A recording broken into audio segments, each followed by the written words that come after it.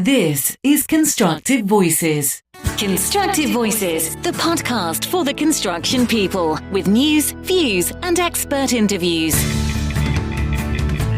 Good afternoon, this is Jackie De Burca for Constructive Voices. Once again, I'm recording from Spain. In this particular instance, it's September and Spain is stormy with much needed rain that we've been waiting for months, which leads me very nicely into today's guest, who is an author, amongst many other things. Her name is Dr. Nadina Galle, and she has written an amazing book, which is her first book, called The Nature of Our Cities, Harnessing the Power of the Natural World to Survive a Changing Planet.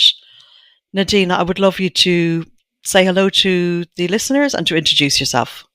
Well, hello, listeners, and hi, Jackie. Thank you so much for having me. It's a pleasure and such an honor that you're willing to spend so much time with me and with a lot of the ideas that are presented in this book. That's what writing a book was all about. So I'm flattered and very grateful.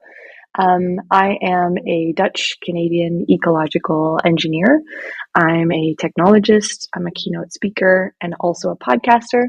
And as of recently, now published author of The Nature of Our Cities.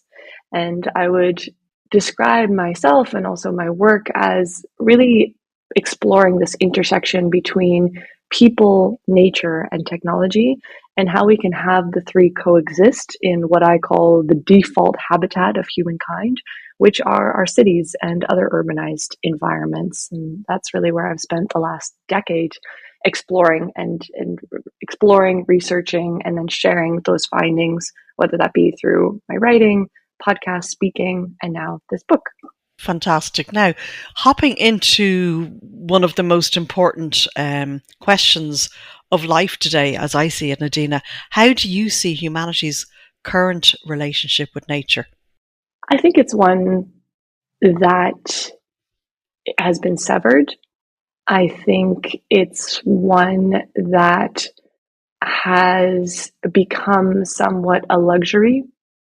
Exploring or being in nature is something that we see as something that we might do on a rare weekend, or perhaps on a vacation or a trip away, something that leads us feeling like, I really need this. This is something that has been long removed from my life, and therefore I'm going to prioritize it on a vacation, for example.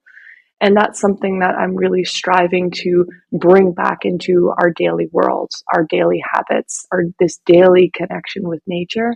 That's really where I believe we can find climate resilience in our urban settings, the places where we live.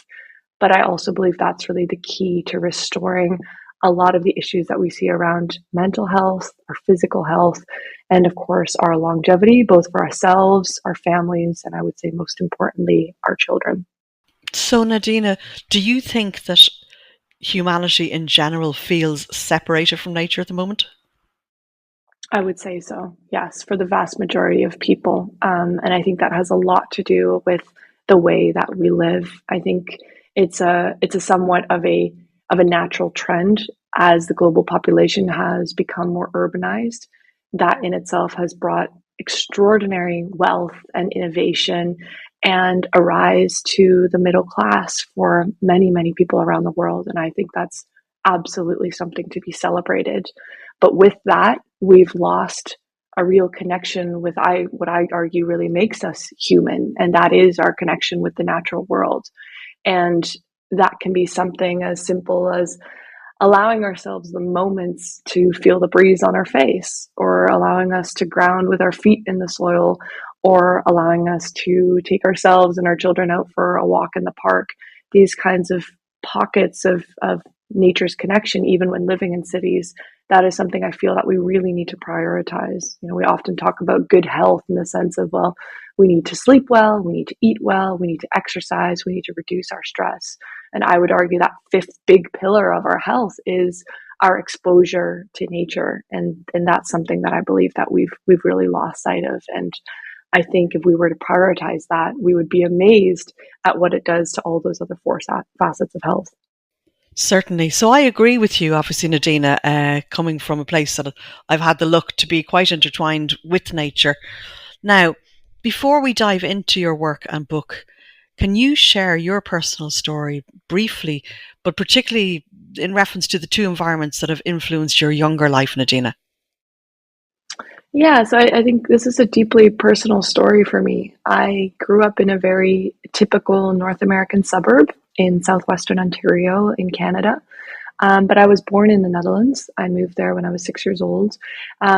And I had the lucky privilege to be able to travel back to the Netherlands with my family and visit family and family friends there. And that really informed a lot of, I would say, really at a young age, starting at age 8 or 9, this kind of comparison between the place where I lived in this typical North American suburb and the places where my cousins or family friends lived and in the Netherlands. And I felt like these neighborhoods in the Netherlands, and that's not to say the Netherlands gets everything right, but I did feel like, in part because those neighborhoods were perhaps more focused on walkability or on cycling or other modes of active transport, that in doing that, they also preserve more areas for nature and more parks. It was just more of a foresight within the urban planning. And I very much felt like those same natural spaces were very much an afterthought in Canadian, and I would argue North American urban planning. And I saw this quite deeply in my parents, the house that they still live in to this day, the house I grew up in, was very much on the outskirts of a small city. And in the 20 years that I lived there, that almost became the center of the city, purely because of how much development was happening outside of these outer skirts in a typical urban sprawl fashion. And I would walk through one of these new build neighborhoods on my way to the new high school, which they had built to be able to compensate for all of this new population growth there. And I would do that. And I would walk through these neighborhoods, which used to be forests or cornfields. And I would be walking through these neighborhoods, and you would see, an entire ecosystem be decimated. And then it would be, filled up with these, cookie cutter beige homes. And then after the fact, they would come in and plant a few trees.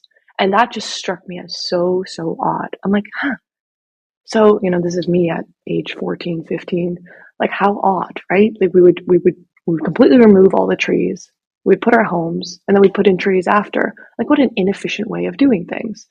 Of course, I'm older and wiser now, and I understand that urban development needs to happen, and that's very difficult in the middle of a dense forest. But I never understood why everything had to be removed. Why couldn't we keep certain, the neighborhood that my parents still live in today was built in the late 70s, early 80s. And you could very much see that kind of development where they still kept, huge swaths of forest in between the homes. They really prioritized, walking trails in between the homes, and there was a lot of trees and mature trees that were preserved.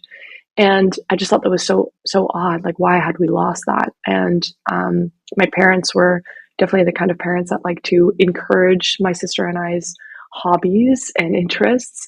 So, I voiced some of these concerns to my parents, and my dad came back the next day with a whole pile of books that told me to read them. And then after I'd read them, we would discuss, and these were books by Jane Jacobs, famed urbanist, James Howard Kunstler, who had coined this term of nowhere America, this idea of, very sprawl, car-centric design and the threats that brought.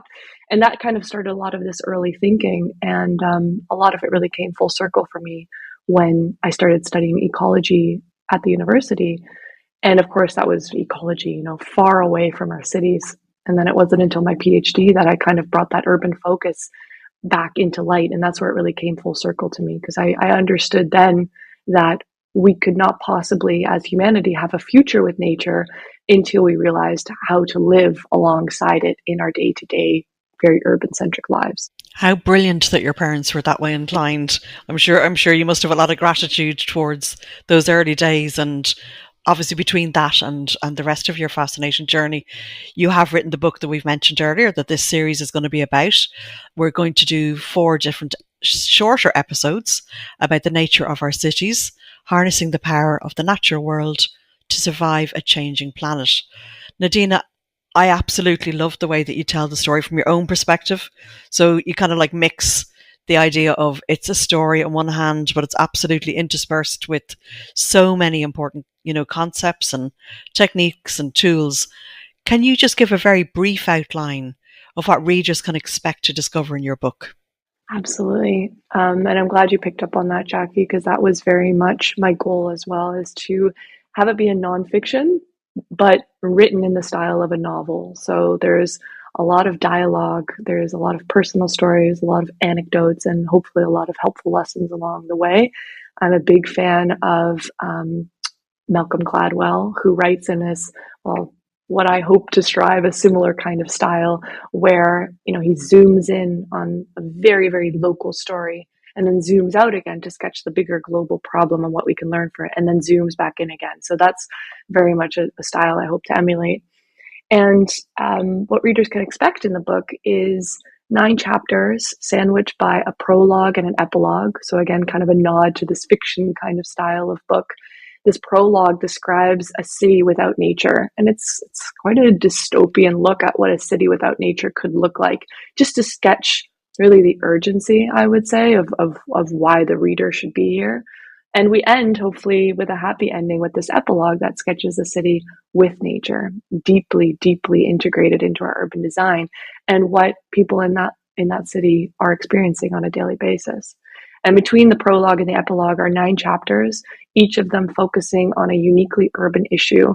So there's a chapter on resource-based management, on extreme heat, on wildfires, on flooding, on biodiversity loss, mental health, longevity, and lastly, children's connection, or should we say disconnection to nature. And all of these chapters follow a similar kind of format where they sketch the problem with that unique urban issue, really outlining the stakes of what's happening in today's world and showing how nature can play an important role in that. And I think that's the surprising thing about this book, is that nature really can, it's such a multifaceted solution, really can have an impact on just a whole breadth of different urban issues.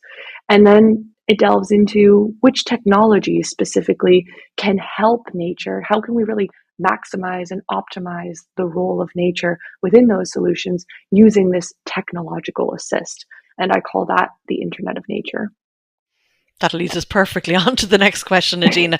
I suppose what struck me is that you present that marriage between technology and nature so wonderfully. And obviously, yes, talking about the Internet of Nature, what exactly is that? Yeah, I think that's a bit of a shocking take for a lot of people, right? Like, there's still a lot of people that are like, what the heck are nature and technology doing in the same sentence? And there's many different pathways for how I came to that realization, but I think the deepest, most philosophical or even spiritual one, if you can call it that, is the recognition that cities are humanity's default habitat, right? This is where we live. This is where the majority of people currently live and are expected to live. And when I say cities, I think people often misconstrue that as, oh, you mean, they think of Manhattan. That's not the only definition of a city. By city, I mean suburban areas, peri-urban areas, villages, towns, anywhere where you have an urbanized setting. This is where the connection with nature is so important, both as a buffer to natural disasters that, of course, are going to come with increasing frequency and ferocity, but also for our health and well-being. And it essentially, if I had had my way, I would have called the book The Nature of Where We Live, because that's really is what it's about, increasing this connection with nature where we live. But there's also this recognition that these places where we live are extremely modern entities, right? We've seen massive technological revolution in our mobility, waste management, lighting, healthcare, democracy, all of these different facets of what it means to be a human being in 2024. But we haven't seen that in nature. And the whole goal with the book is to help bring nature online and show that if we want to integrate nature back into our modern cities, that's going to require a modern approach. And continually having this idea that technology doesn't play a role in that, I think is quite foolish, because the stakes are incredibly high. It's incredibly urgent. And technology, as we'll discuss in its myriad of different ways, can offer us a tool, one of many in our toolbox, to help nature find its rightful place in our cities. Fantastic. So you've been featured in so much media. I was super impressed when I started doing my research on you, Nadina. Can you tell us about your appearance on BBC Earth? Yeah, that was a very fun documentary I got to make with Mikey Trotter, really talented filmmaker, and the team at BBC Earth. And essentially, what we focused on is the role of the street tree, and specifically what threatens the typical urban street tree, and some of the solutions that technology can offer in aiding street trees. So it begins with an urban forester from the City of London, and she's offering some insight into some of the most popular street tree species, because there are quite few species of trees that can survive the harsh reality of life on the street in a city. And then I offer some insights into the dangers of having too much of a monoculture in our streets, um, because having too many of the same tree species, of course, opens up for massive die-offs when you have a certain pest or a certain disease that might take foothold. And if you don't have a biodiverse street forest or urban forest, you can have massive die-off there, which can be quite threatening. And some of the role that technologies play. So whether that, I mean, one of the most important ones, of course, is to accurately map the street trees that we have, because we cannot measure, we cannot manage what we do not measure. And that is quite critical, because there are still so many street trees in cities around the world that simply do not have good data around them. And I really believe that good data is at the foundation of any good management plan for our urban trees. But also, smaller technologies like something as simple as a soil moisture sensor, which we can plant together when we plant the new tree and help trees establish faster. So they need our help. They need our help less and less. And that's something that's really important also for the health of the tree. It's an odd thing when you plant a tree in a city. You want to take good care of it because, of course, we're putting this tree in an unnatural setting. But you also don't want to, quote unquote, spoil it too much, because if you spoil it too much, it can get used to the extra assistance a little bit too much. And, of course, you want it to be independent and be able to grow on its own. There's kind of some beautiful parallels you can draw here between raising children as well. You want to be there for them and support them, but you don't want to spoil them too much. The same thing with a street tree, and a moisture sensor can be used to make sure they're getting the right amount of water at the right time. And a tree that does get that actually grows up to 3 times faster. And then you can also remove it when you feel like the tree no longer needs as much support anymore.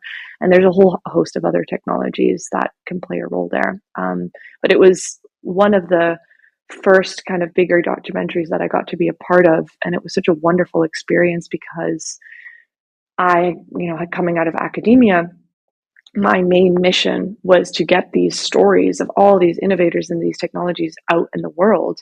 And still to this day, I am searching for the best medium to do that.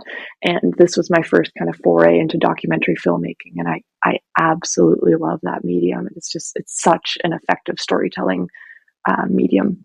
It is. It really is. So you did so well to get on BBC Earth, relatively early in that journey, as you describe it. What about beautiful media? The media piece, it's entitled "This Engineer is Building Eco-Cities with the Internet of Nature." Yes, Beautiful Media is a South African company, and they focus much like BuzzFeed used to do, or there's another brand called Upworthy that used to do these. They really focus on finding these good news stories from around the world and shedding a spotlight on them. And I think in this world and the society of doom and gloom and devastating media coverage day after day, it's beautiful to see these platforms take off that focus exclusively on sharing good news. And I was lucky to be part of one of these good news stories. They do these short videos. I think they're only about a minute or a minute and a half long. I got to do an interview with them, and then they clip it together and make this beautiful 90-second piece all about the Internet of Nature and the advantages that it can offer us in our urban life. That's cool. It's a fantastic concept, as you say, in the middle of all this doom and gloom media that we're all dealing with day in and day out. Another amazing achievement, Nadina, is the fact that you got onto the Forbes 30 under 30 list for the science and healthcare category. You must have been thrilled. Yeah, that was a pretty cool day. that was quite cool. That was quite cool, and mainly just because, how often does an ecologist get on the Forbes 30 under 30 list, right? I mean, that's something that's reserved for, even in the healthcare and science category, it's reserved for like health startup founders, the immense, entrepreneurs. And although I consider myself an entrepreneur, I don't, consider myself like a Silicon Valley entrepreneur. So to have the recognition for the ideas that I'm on a mission to spread on a platform like Forbes that just has, such recognition, was pretty incredible. Yeah, that's absolutely amazing. I guess it's a nod, at least a nod to the fact that, nature is absolutely part and parcel of our health, perhaps, no? That's exactly it. That's exactly it. And I felt the same way getting the book contract with HarperCollins. I had, that was a whole process in and of itself, but like finding an agent and then pitching the book proposal to multiple different imprints and publishers. And there was interest from, academic presses, which, don't get me wrong, I was already very grateful for, but I really wanted to write a book for the general public. I really wanted this to be bigger than just academia. I was leaving academia to do this. So I really wanted it to go further than that. So when HarperCollins, one of the big four, offered me a book contract, it was exactly that, Jackie. It was this recognition of nature in our cities, in our daily lives, is critically important to the way we live and how we live, whether that be climate related or health related. And we believe that there's enough of a story here, more than enough, for a general audience. Like that was just that recognition in and of itself, just, yeah, that I was happy then and there. Now that the book is out, it's like an added bonus that people can read all of these stories. But that in itself, that recognition was awesome. Well, I'm getting what the Continentals call chicken skin, and we would say shivers as you're saying that, because I know how important it is, and such an amazing publisher for you to, in your search to get your story and your knowledge out there. What an amazing deal to have got, and what an amazing book it is. I mean, I'm going to say that we're coming close to the end of this first introductory episode. It is an amazing book because you've written it so well. You've so much knowledge to impart, and you are telling it in that way that you described, and it really works because it's accessible. I believe it is accessible to Joe or Jane public to read easily, Yeah, and that's that. The biggest compliment is when people say, I couldn't put it down. It read like a fiction. There was so much dialogue. It was engaging. That's ultimately what you want, because if you get people locked into the story and engaged and excited, that's when the message is going to hit home, right? That's when they're going to read every last single page of your book. And that's why yes, the awards and everything is beautiful and the recognition is great, but I'm most proud of the Amazon reviews that coming in with those things, right? From real readers like yourself that have read the book and felt inspired. And I would say I'm mostly proud of the fact when people say they feel optimistic and hopeful after reading the book, because as I mentioned before, there's so much doom and gloom in our world today. And that breaks my heart. It breaks my heart that people are considering not having children because they're worried about what kind of world they're bringing them into. And that there's, 12, 13, 8-year-olds at school that deal with severe eco and climate anxiety. Like that absolutely breaks my heart. And I will do anything I can to help bring hope and optimism into their lives, because I believe we have more than enough hope and optimism to turn the way that we build our cities and where we live around. Absolutely. Nadina, your book absolutely does exactly what you've said about the Amazon reviews and the feedback that you're getting. And, we've had a number of other guests that are different veins, if you like, of the more positive possibilities around biodiversity and climate change. There are so many tools and possibilities out there, and it's just getting more people to be aware of them, I think. I think so too. And offering a different narrative. Yes, absolutely. We were going to touch on your prestigious awards. You've almost cancelled them out with what you last said. But are there any of them that you're particularly happy about or proud of that you would like to mention?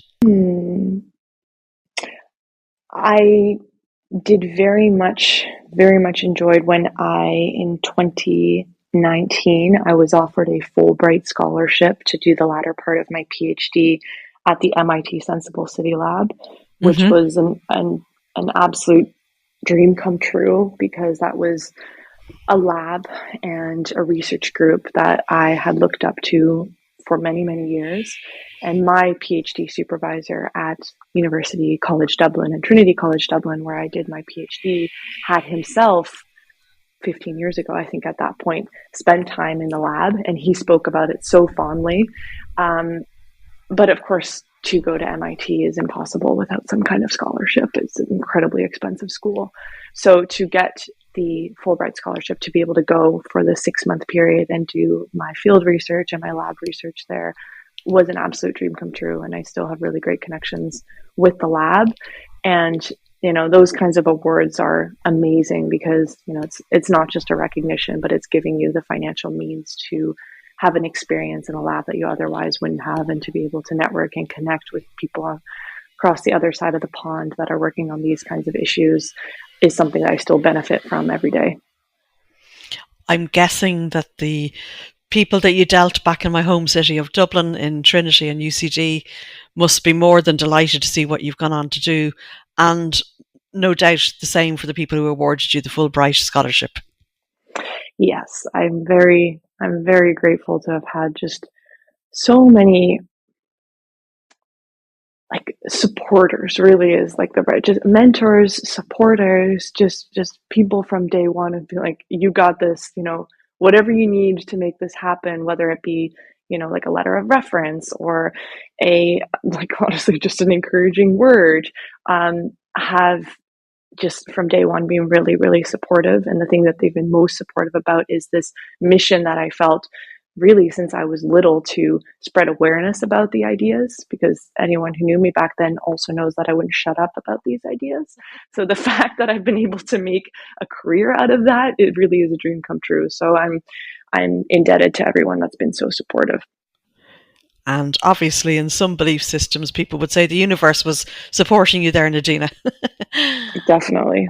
Yeah, that's fantastic. So listen, we're gonna bring this shorter episode to a close, but this is purely the introduction to your work, and we've 3 more episodes coming up that we have wisely, with your advice, obviously, split them into the tools and techniques that actually harness nature as a buffer against climate change. Then the next episode after that will be the tools and techniques for better urban nature management and monitoring. And then finally, we have the tools and best practices integrating daily nature exposure into health strategies. So there's an awful lot to look forward to. Nadina, thank you so much, and we'll be talking to you again very soon. Thank you, Jackie. Talk soon. This is Constructive Voices.